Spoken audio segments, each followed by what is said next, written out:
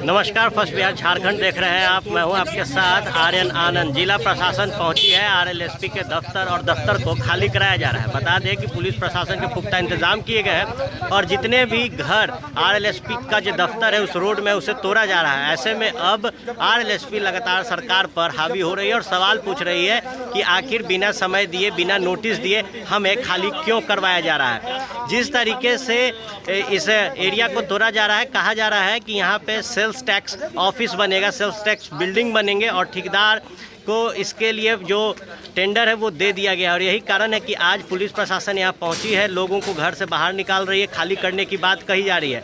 अब आरएलएसपी दफ्तर के बाहर जब पुलिस प्रशासन पहुँची है तो यहाँ के लोगों से भी बात करने की ज़रूरत है। आरएलएसपी के जो मुख्य प्रवक्ता हैं प्रदेश के, अभिषेक झा, वो मौजूद हैं, उनसे बात करते हैं और जानते हैं कि क्या कुछ मामला है। अभिषेक जी, पुलिस आई हुई है, दफ्तर खाली करवाया जा रहा है। आप समझ सकते हैं कि हम लोग ऐसे लोग हैं जो बिहार में हो रहे किसी भी अन्याय के खिलाफ लगातार मुखर होते हैं, आवाज़ उठाते हैं। आज से पहले हमारे कार्यालय में जिस भी चीज़ का जो भी बिल आज तक हमें मिला है, हमने उसका भुगतान किया है समय रहते, और प्रशासन के द्वारा हमें कोई भी नोटिस नहीं दिया गया है इस कार्यालय को खाली करने का। यह प्रायोजित चीज़ है निश्चित रूप से, और प्रशासन के लोग चाहे कितनी भी कोशिश कर लें, हमारे कार्यालय को खाली नहीं करवा पाएंगे। हमारा जो भी बिल पेंडिंग होगा हम उसे देने के लिए, उसे पे करने के लिए तैयार है। 1,11,000 का बिल था जो हाल के समय में आरएलएसपी ने दिया। इससे पहले 4 लाख का एक बिल था, बिजली बिल था, जिसे माफ़ भी करवाया गया था। अब नोटिस दिया गया कि नहीं दिया गया ये तो बाद की बात है। फिलहाल जब अगल बगल की बिल्डिंगों को तोड़ा जा रहा है, कहा जा रहा है कि इस बिल्डिंग को भी तोड़ा जाएगा। जो नोटिस है उसमें C25 जो कि आपके दफ्तर का नंबर है उसका भी व्याख्या किया गया है। देखिए, इससे पहले भी हम लोगों ने सुना था कि यहाँ पर किसी सरकारी भवन का निर्माण होना है, लेकिन हमारे कार्यालय में कोई भी आधिकारिक नोटिस अभी तक सर्व नहीं हुआ है। यदि कोई आधिकारिक नोटिस नहीं मिलेगा तो हम कैसे जान पाएंगे कि इस भवन को तोड़कर नए भवन का निर्माण करना है। और अगर उन्हें इस भवन को तोड़ना भी है तो उन्हें हमें कहीं तो शिफ्ट करना पड़ेगा, कहीं तो रीअलॉटमेंट करना पड़ेगा। जैसे यहाँ के लोगों को आप घरों से बाहर निकालकर रोड पर तो नहीं पहुँचा देंगे। ये सारी चीज़ें प्रायोजित हैं। आपके ज्ञात में है पहले की राशि कितनी बकाया है? हम अभी ऑफिस कार्यालय पहुंचे हैं और जो भी बिल हमारा पेंडिंग है उसको हम एक बार रिव्यू कर लेंगे।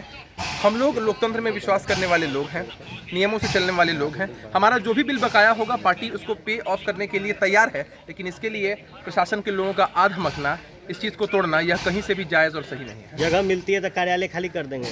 देखिए, अगर यहाँ कोई बड़ी बिल्डिंग का निर्माण होना है और सारे बिल्डिंगों को तोड़कर नया बिल्डिंग बनाया जाएगा, सब लोग खाली करेंगे, तो निश्चित रूप से हमें कोई दिक्कत और आपत्ति नहीं है। लेकिन अगर सिर्फ आप हमें ज़बरदस्ती रोड पर लाना चाहते हैं तो आप हमें रोड पर नहीं ला पाएंगे। देखिए, मैं साफ साफ आप लोगों के सामने एक बिल प्रस्तुत करना चाहता हूँ। इस बिल में आप देख सकते हैं कि यह बिल 31 मई 2020 तक की बकाया राशि हमसे वसूलने के लिए भेजा गया है।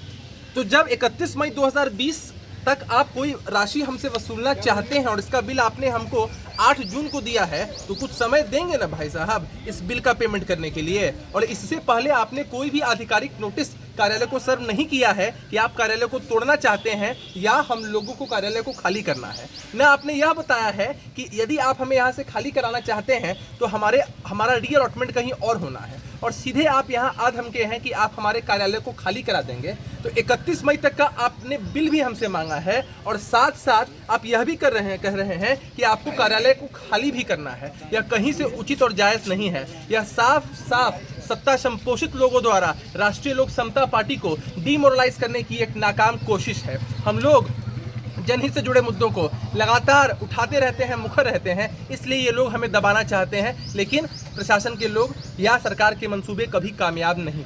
देखिए, इन लोग का जो आदेश है या इन लोगों का जो प्रयास है वह गलत है, इसलिए ये लोग कभी भी हमारे कार्यालय को खाली कराने में सफल नहीं हो पाएंगे। हम दिन रात यही धरने पर बैठे रहेंगे कि इस तरह की गैर कानूनी कार्रवाई को हम बर्दाश्त नहीं करने वाले। देखिए, अभी तक हमें जो कोई आधिकारिक जानकारी तो नहीं है, लेकिन प्राइमा फेशियल जानकारी हमारे पास है वह यह है कि बाकी सारे लोगों को या बाकी सारे भवनों में रह रहे लोगों को कहीं ना कहीं रीअलॉटमेंट किया गया है, लेकिन हमको रीअलॉटमेंट का कोई भी आदेश नहीं मिला है या कोई भी जानकारी नहीं मिली है। तो यह तो एक तरह का पक्षपातपूर्ण रवैया ही हुआ ना कि एक सोसाइटी में रहने वाले 10 में से 9 लोगों को आपने कहीं और जगह दे दी है, लेकिन आप हमें जगह दिए बिना यहाँ से खाली कराकर रोड पर लाना चाहते हैं। यह कहीं से भी सही और जायज़ नहीं है।